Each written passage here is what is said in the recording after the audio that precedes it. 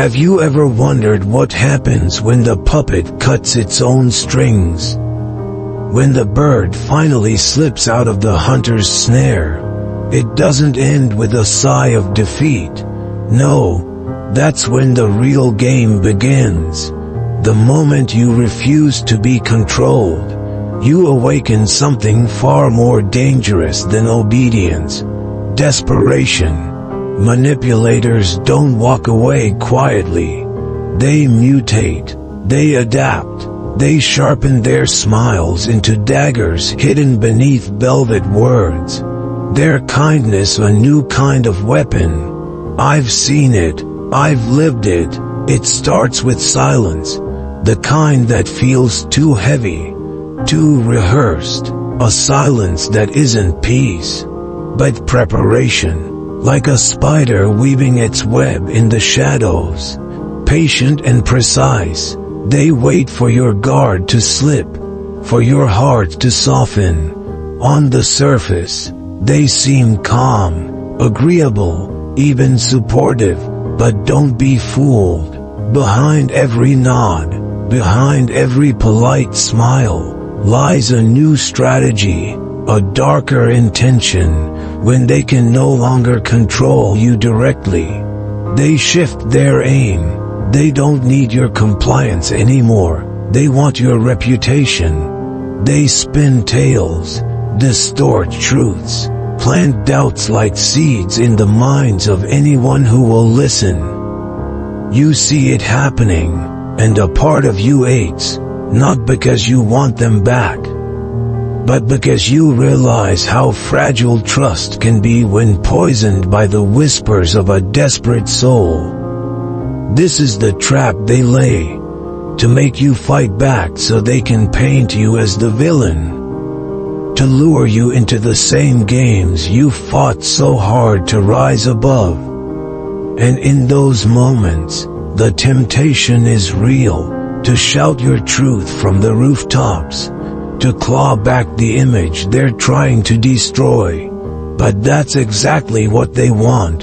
Your reaction, your energy, your power. Here's what I've learned the hard way. You don't beat a manipulator by playing their game.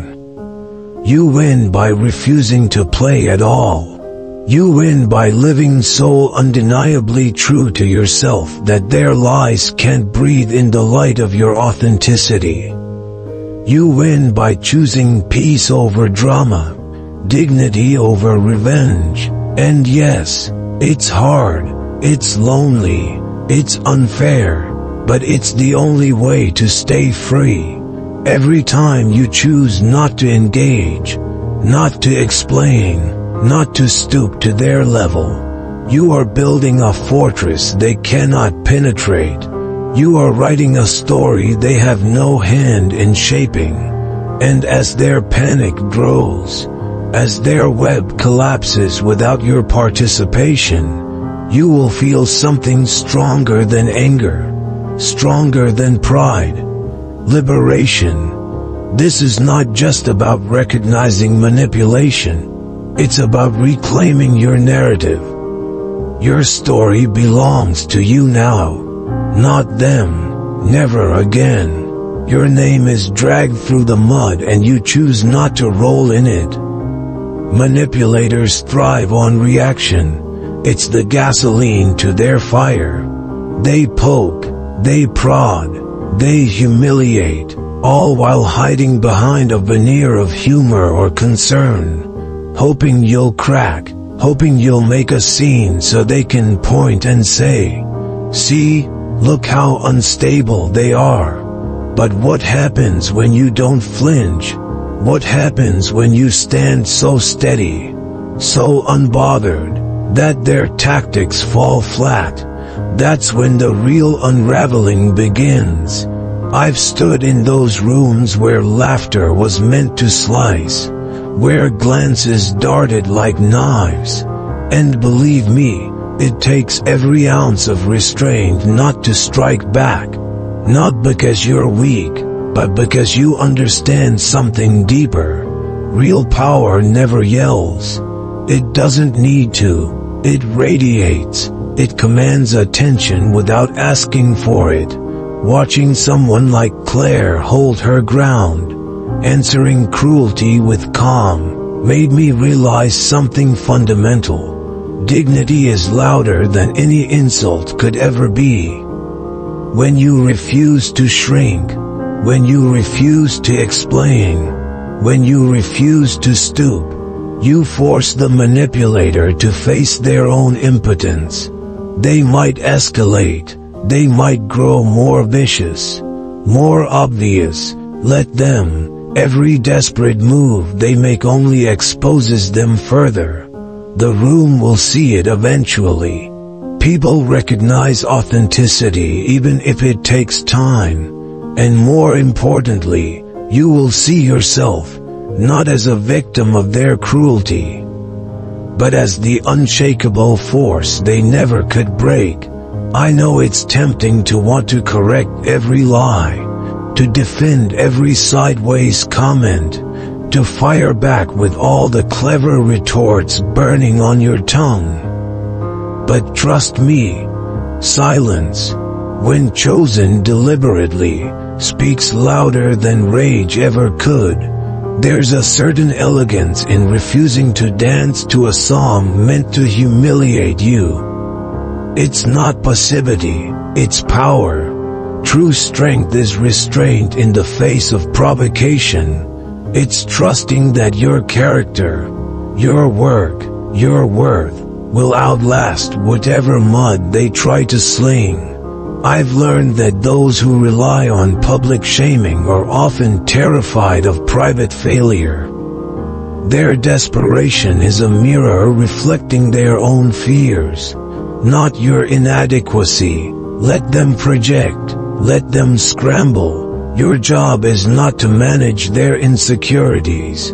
Your job is to live so rooted in your truth that no storm they stir can uproot you. Stand taller, speak slower, smile if you must, and remember, shame is a tool they only get to use if you let them. Take that tool away, walk forward with your head high, knowing that survival is not enough, thriving, glowing, rising above it all. That's the real victory they never saw coming. When you set boundaries, manipulators don't see it as you protecting your peace. They see it as you declaring war. Suddenly, everything you once did out of kindness is forgotten. Suddenly, you're painted as the villain in a story you never agreed to be part of. You're labeled cold, selfish, distant, not because you changed into someone worse, but because you dared to stop sacrificing yourself for their comfort.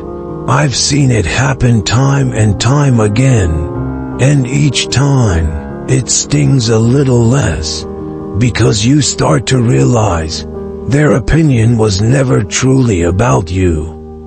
It was always about the version of you that served them best. And when that version no longer exists, they panic. They scramble to find a new role for themselves, and the easiest one is that of the victim. After all, who would question someone who claims they were abandoned? Who would doubt a person who weeps over a fabricated betrayal? But don't be fooled. Playing the victim is not about truth. It's not about healing. It's about control. It's about shifting the narrative so they remain at the center of attention. While you're left explaining, defending, exhausting yourself against an audience already trained to believe the worst. I think about Lauren often, how she didn't engage when her ex told everyone she had changed. How she didn't scramble to defend her character or fight the rumors that spread like wildfire. She chose the harder path, silence, healing, living her life in such a way that the truth revealed itself over time without her ever having to lift a finger. That takes courage, That takes the kind of inner strength most people only talk about. Because here's the reality. Truth doesn't need a megaphone. It doesn't need theatrics. It simply needs to endure. And if you're anything like me, you know how hard it is to resist that pull, that desperate, burning need to correct every lie, to fix every misunderstanding. You want to be seen clearly. You want to be understood. But you have to ask yourself, do you really want to spend your precious energy begging for understanding from people who have already decided to misjudge you? I've learned, sometimes painfully, that some misunderstandings are strategic. Some people aren't interested in clarity. They are invested in the story where they are the hero. And you are the storm that ruined their peace. Let them have their story. You are not obligated to play a part in it. The people who matter, the ones with clear eyes and open hearts, will see beyond the noise. In fact, your calm, your refusal to participate in the drama, will say more about your character than any defense ever could. Let your life be the proof. Let your healing be the answer. Stand still and watch as the truth, steady and quiet, unmasks everything they tried to hide behind their cries for sympathy. Manipulators understand that the sharpest cuts are often the ones you don't notice at first. They don't launch head-on assaults. That would reveal too much. Risk too much. No, their weapon of choice is suggestion, subtlety, a carefully timed comment, a raised eyebrow, a sigh loaded with meaning but empty of substance. Something feels off about them lately. They'll murmur to a colleague, or friend, anyone who will listen. They don't accuse you outright. They don't have to. They plant seeds of suspicion and trust the human tendency toward gossip to do the rest.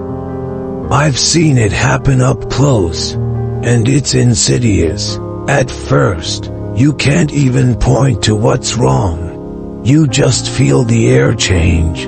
Conversations get shorter, smiles tighten, invitations dry up. You wonder if you imagined it, and that's exactly what they want. Doubt, isolation. Eric knew that feeling intimately.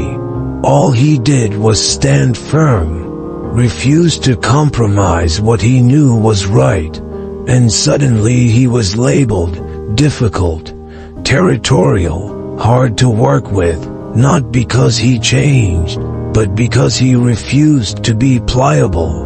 And in toxic systems, integrity is often treated as a threat. I think about Eric when the whispers come for me. When standing up for myself starts to feel like standing alone. Because the truth is, people who benefit from your silence will always find a way to frame your voice as aggression. They'll use vagueness as a shield, plausible deniability as a sword. It's tempting, so tempting, to want to chase every lie, to correct every whisper, to explain yourself until your throat is raw and your heart exhausted. But here's the brutal, liberating truth. You don't owe the world an explanation for your integrity. You don't owe gossip a rebuttal. You owe yourself peace, and peace is built, not by frantic defense, but by unwavering consistency. That's what Eric did.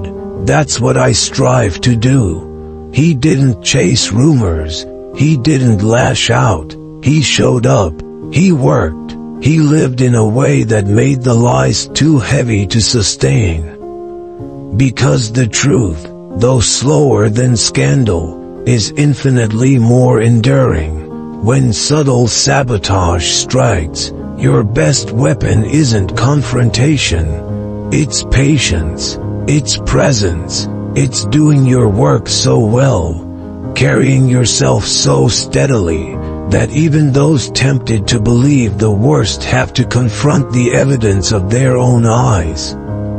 It's trusting that time, though not always kind, is always revealing. The truth walks slower than gossip.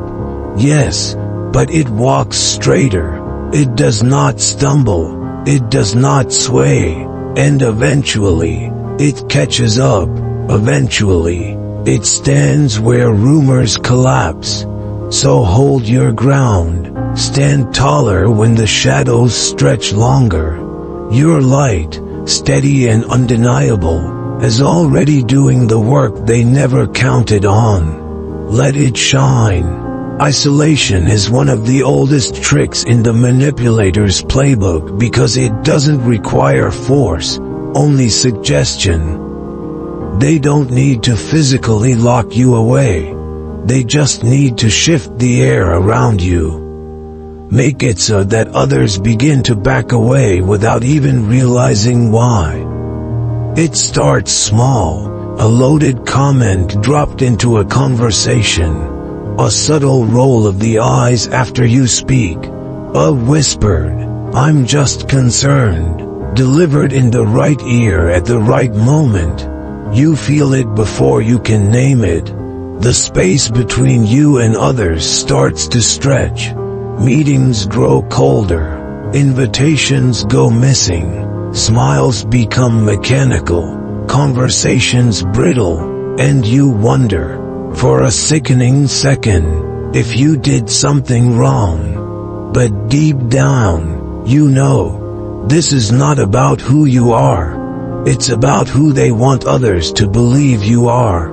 I've lived it. I've seen people I thought knew me hesitate, look sideways, second guess. It cuts deeper than any insult ever could because isolation doesn't just challenge your reputation. It challenges your very belonging. Jenna knew that pain all too well. She started shining too brightly in a space someone else wanted to control. So they did what manipulators do best. They weaponized community against her. They dripped poison into the well, one casual conversation at a time. And for a while, it worked. Jenna found herself on the outside of circles she once belonged to. Her every move scrutinized, her voice diminished, but she didn't lash out. She didn't accuse. She didn't spiral into bitterness. Instead, she doubled down on what she knew to be true about herself. She showed up. She contributed. She treated others with the same respect she wished had been shown to her. And slowly, painfully slowly, the cracks in the false narrative began to show. The weight of her consistency, her authenticity, became too heavy for the lies to hold up. Truth, as it always does, surfaced, and the ones who truly mattered, the ones worth keeping, saw it. I've learned through experience that when you sense isolation tactics at play, the worst thing you can do is retreat into bitterness. The second worst thing is to start performing, trying desperately to win back approval from people who were too quick to doubt you. Neither path leads to peace. The real antidote is to root yourself even deeper in your integrity. Strengthen the relationships built on mutual respect, honesty, and time. The people who genuinely know your heart won't be so easily swayed by whispers. And the ones who are, maybe they were never really standing with you to begin with. Real relationships withstand manipulation. They might bend under pressure, but they don't break. So stand firm, shine anyway, love anyway, Trust that your light, though it may make some uncomfortable, is not the problem. It's the proof that you were never meant to stay small in the first place. When guilt is placed carefully into your hands, it doesn't feel like a weapon. It feels like duty, obligation. It feels like a debt you can never quite repay, no matter how much of yourself you sacrifice. That's what makes it so effective and so insidious. Manipulators know that if you're the kind of person who cares deeply, who values loyalty, who treasures relationships, then guilt will slice through you sharper than any insult. They don't shout, they don't demand, they simply sigh, hang their heads, and say things like, "After everything I've done for you," or, "I guess you don't care anymore." It's subtle, but devastating. I've seen it firsthand, how guilt can twist even the strongest, kindest people into doubting themselves, apologizing for boundaries they should have set long ago. Danielle lived in that cycle for years. Every time she tried to step back, every time she said no, she was met with the crushing weight of guilt, carefully wrapped as love. She overextended herself, drained her energy, abandoned her own needs, all because she couldn't bear the thought of being called selfish. Until one day, exhausted and hollow, she asked herself a question that shattered the illusion. Would I ever treat someone I loved this way? And the answer was clear. No. Real love doesn't demand sacrifice at the altar of someone else's comfort. Real love doesn't guilt trip or manipulate.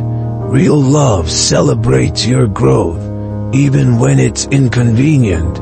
Real love sets you free, not shackles you with invisible chains. I think about Danielle's question often, especially when I feel the familiar sting of guilt tightening around my choices. It's so easy to second-guess yourself, to wonder if you're being too harsh, too distant, too self-protective. But guilt, when wielded as a weapon, isn't a reflection of your heart. It's a reflection of someone else's fear of losing control. Recognizing that changes everything. It gives you the power to pause, to breathe, and to choose a different response. Instead of scrambling to prove your loyalty, you anchor yourself in the truth. Setting boundaries is not a betrayal. It's an act of wisdom. It's an act of survival. It's an act of self-respect. You do not owe your peace to anyone simply because they once gave you something. Love is not a transaction. Your worth is not measured in how much you endure for the comfort of others. And guilt, when weaponized, loses its power the moment you see it for what it is: emotional blackmail. Not love. When you feel guilt creeping in, don't rush to silence it by overgiving. Sit with it, question it, ask yourself, is this love speaking to me, or fear? And trust that real love never needs to be enforced with guilt. Real love gives you room to breathe, to grow, to choose yourself without fear of punishment. Choose yourself anyway, every time. Undermining confidence is not about a single blow. It's about 1,000 tiny cuts delivered so quietly you barely notice you're bleeding. It's not someone shouting you down in front of a crowd. That would be too obvious, too easy to recognize and reject. No. It's the offhand remark tossed into conversation like it means nothing. Are you sure that's a smart move? said with a smile just sharp enough to leave a mark. Must be nice to get ahead when you know the right people. Offered with a laugh that makes you question whether you earned anything at all. At first, you brush it off, you tell yourself you're overthinking. But slowly, doubt creeps in. It sits heavy in your chest. It lingers in your mind long after the words have passed. You find yourself hesitating where you once moved boldly. You second-guess choices that used to feel natural. You start shrinking, not because you failed, but because someone convinced you to distrust your own instincts. Chris knew that feeling too well. Every small comment chipped away at the confidence he had worked years to build. Every subtle dismissal planted seeds of hesitation, until one day, a friend, someone who truly knew his heart, looked at him and said, "You're different, you don't laugh the way you used to. You don't trust yourself anymore." It was a painful mirror to face, but sometimes, it takes someone else's clarity to cut through the fog that manipulation creates. That realization hit Chris harder than any insult ever could, because it wasn't about what others thought anymore, it was about what he had come to believe about himself. I think about that a lot, how easy it is to let the wrong voices live rent-free in your mind. How easy it is to mistake familiarity for truth, but here's the reality. Confidence doesn't come from never being doubted.